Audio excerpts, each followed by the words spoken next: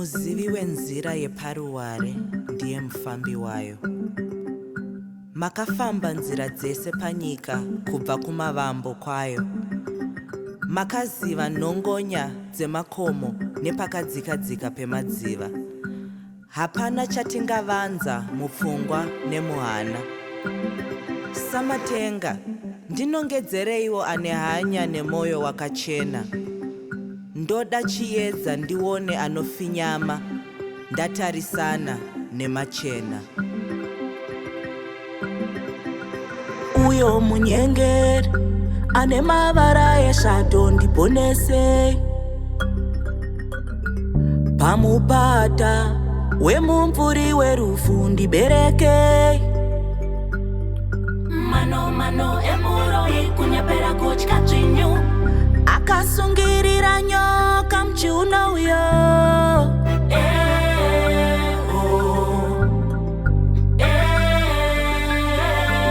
Musika vanhu woye, changamire woye, tichenesereiwo nzira yedu. Mararamiro edu ave manake. Pane rukova runonyudza ndoyambuka sei. Ane hanya nemoyo wakachena ndoziva sei. Pavanouya nehondo ndokunda sei. Ndinzweiwo pajekese. Pane rukova runonyudza ndoyambuka sei. Ndoyambuka sei. Ndoziva sei. Ndokunda sei. Pajekese.